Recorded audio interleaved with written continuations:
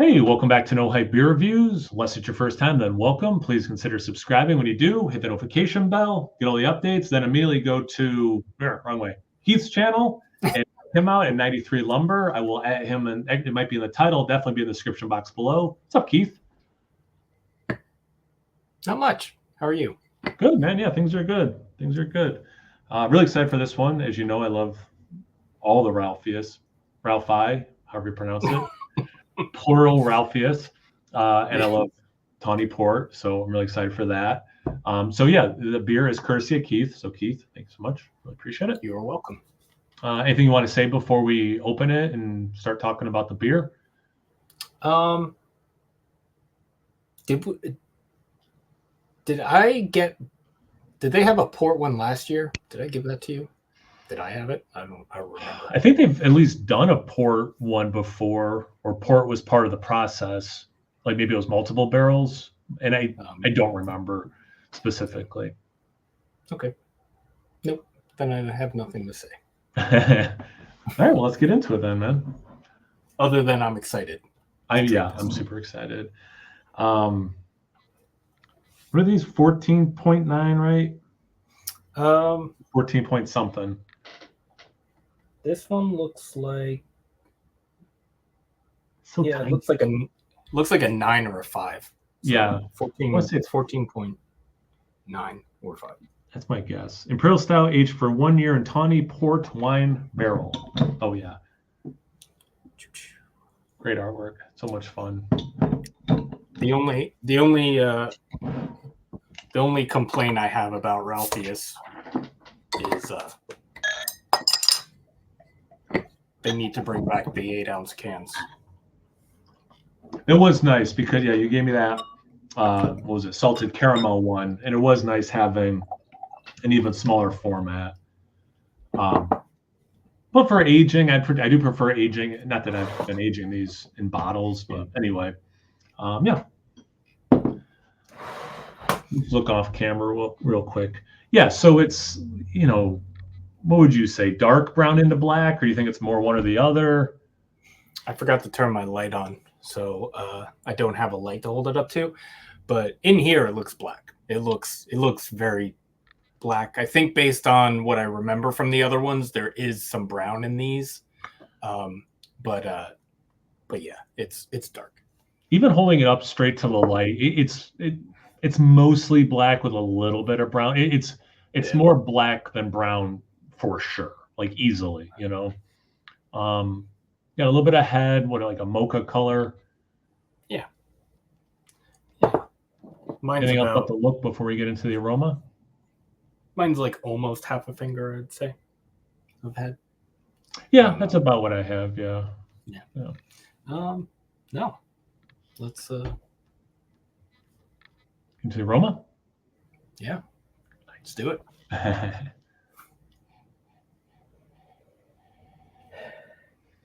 Those smell good. I'll say that right off the bat. Yeah. Mine's a little bit cold. Do you think it's masking a lot at this point, or? No, because I don't think. I think Free Will does their barrel aging very intentionally, so they don't just throw a beer into a barrel and then just release it whenever they think they like it. I think I'm getting what I'm supposed to be getting. It might be a little muted because it's a little colder, but I'm getting the things. So I do. I can start. I do specifically, and now I'm looking at the head from the top. There's a little bit of a purple hue to it, which kind of makes sense with the barrel aging. I get, to me right now so far, not specifically port, but definitely a red wine thing. So definitely in the realm. Just I wouldn't, like if I was doing this blind, I wouldn't say port specifically, but definitely this red wine barrel aged thing. Oaky, chocolate. All right, now I'll let you fire off some stuff. Chocolate was when I first smelled it, chocolate was like the big thing. I got a little bit of like a jammy thing, but since I've gone back to it, I'm not getting that as much. It was very chocolatey. chocolatey and jammy on that first smell. I'm getting, and I feel like, I don't know, but I'm getting molasses. Ooh. Or at least I was.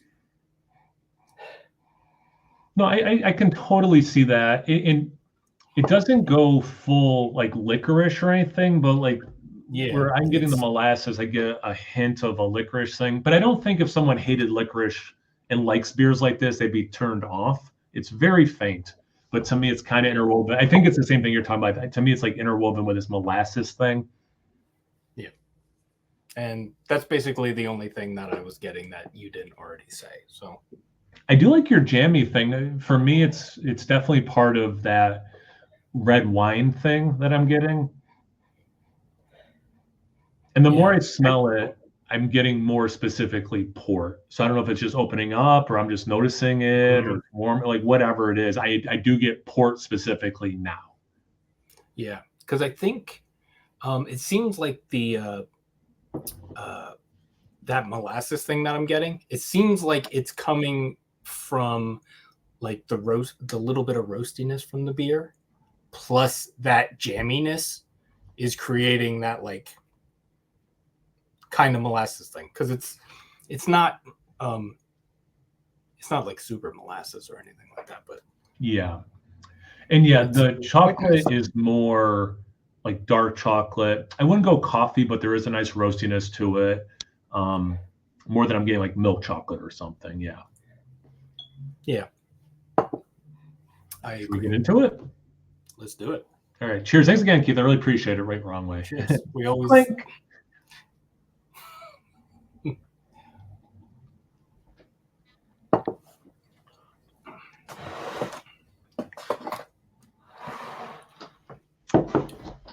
The biggest difference for me. Oh, you got something? Go ahead. I was just gonna say, like, to me, it's a lot of stuff from the nose, but I do get caramel, which I did not get in the nose at all. I do get some in the taste, but like for me, it's a lot of stuff we both said from the aroma. Yeah, I said whoa because the finish is very roasty. It's like at least for me. For me, it is probably like 2/3 roasty, 1/3 oak, period. Not even necessarily wine, port, but oak, like isolated oak.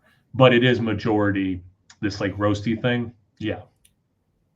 Almost savory between the roastiness and like the oakiness, because there's no, it's a pretty dry finish. Yeah.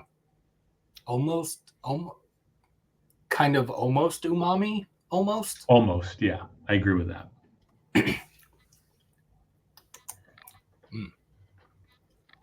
The chocolate is dark, but it's a little sweeter than I was thinking based on the aroma. But yeah, roasty in the sip too. It's not just a finish, that there's a nice roasty heft. Yeah. There's, you mentioned the sweetness. There is a this might be a weird thing to say, but it's almost a little sweeter than the jamminess that I was kind of expecting based on the nose. Because I agree with the jammy thing in the nose, which would make it sound like that we're thinking it's going to be a very sweet, like jam thing in the taste, but it didn't hit that way in the aroma. But yeah, it's sweeter in the taste, in my opinion. It sounds like you too. Is the taste is sweeter than the aroma let on, but it's still not like pastry, thing. It's certainly not cloying, like nothing like that. It's like relatively dry. It's definitely dry in the finish. It's relatively dry in the sip, but it's an uptick of sweetness than the aroma let on. And I think I'm getting a little bit of an acidity. Bit. I like that. Yeah. Yes. Yeah. And it's, for me, the acidity is definitely linked to the red wine, port, oak. It's weird. It's like in my mind, I like your mind's eye when I sip this. It's like I can see red stained oak barrel, like the inside of an oak barrel that has a red stain from the red, wine Yeah. in it. Such a trip, yeah. And man, it's a long finish, and again, it's very dry.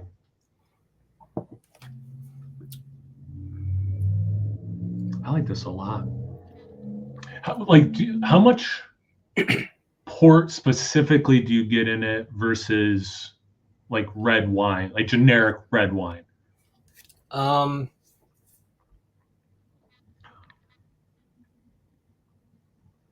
don't know. Not a lot. It's kind of deconstructed because you get that kind of like berry jammy thing, and then there's the acidity, and then there is the oak. But it's not like one thing. It's not like, oh, these flavors are coming from the same thing. It's kind of like one's over here, one's over there. Yeah. Deconstructed is a perfect way to describe it because it's flavors that obviously go together, like when holistic, whether they're melded together or separate. And this is, they're like separated out. That's a really good point. God, this is good.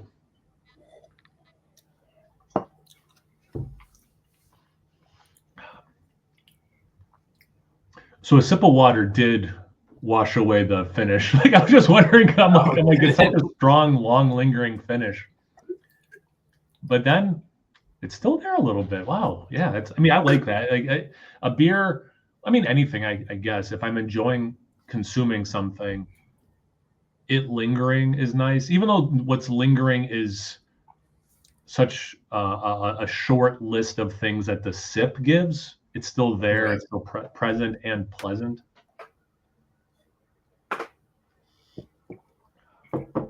Yeah.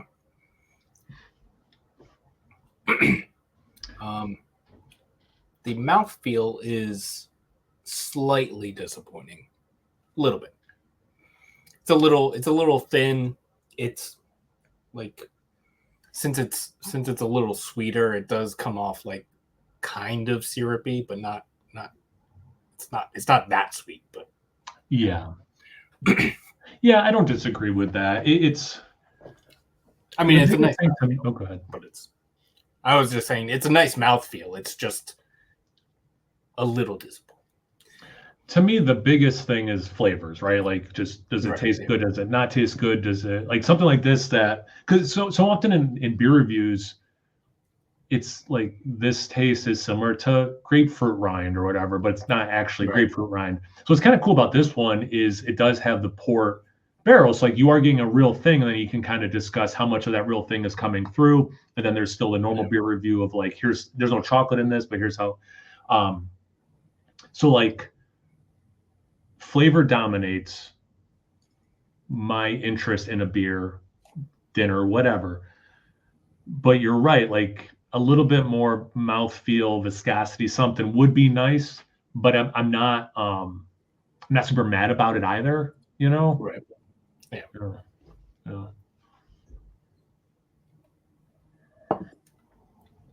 So that head did hang around for a bit.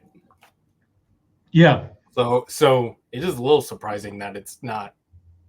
Well, I guess it doesn't exactly correlate between head and carbonation, but it's kind of expecting a little bit more. That's not that's fair. It's just an observation. Yeah, no, that's very fair. The last thing that I wanted to say about this is, for almost, essentially 15% alcohol, I don't get a ton of alcohol taste. Like I get beeriness, I get stoutiness, I get wininess, so like I get like alcohol that way, but in terms of the actual product of alcohol, not really, which is pretty scary. It's like what I said after the last one we did. I wish these were 3%, because like you drink it and you don't even like, you forget about it. You're just like, oh, this tastes good, so I'm gonna drink it, and then it's like, and then you. You're better than me, where I'll drink huge ABV beers to get huge flavors, but then there are lower alcohol beers that can also have huge flavors, you know? And this one has, in my opinion, like really big flavors, but it doesn't drink like a big ABV beer. And that's not a knock on it. It's just like, it's dangerous. I could be like I'm going to have pasta for dinner, and like, this is going to pair really nicely with it, but I'll have to be mindful of like, it's 15%, it's 15%, you know, like take your time with it. That's why I capped it so I can finish it in a little bit. But yeah, no, dude, this is really good. Anything else you want to add before we wrap this up? I don't think so. I think we talked about all of the things. Keith, I really appreciate, because you know that I like port, so I was very thoughtful of you, and I appreciate this, and it's nice as always to do a review together. So yeah, man, let's wrap this up. So again, guys, watching me on watching this on my channel, this is Keith at 93 Lumber spelled out. I will add him in the description box below, so you can easily find his channel. Yeah, I guess I'll just keep wrapping it up, right, brother? Yeah. All right, so once you're done checking him out, make sure you check me out on Instagram and on Tapped, No Hype Beer Review, both those places. So please like, comment, subscribe, and most importantly, all right, let's figure this out. First try. Cheers. Cheers. Cheers, Keith.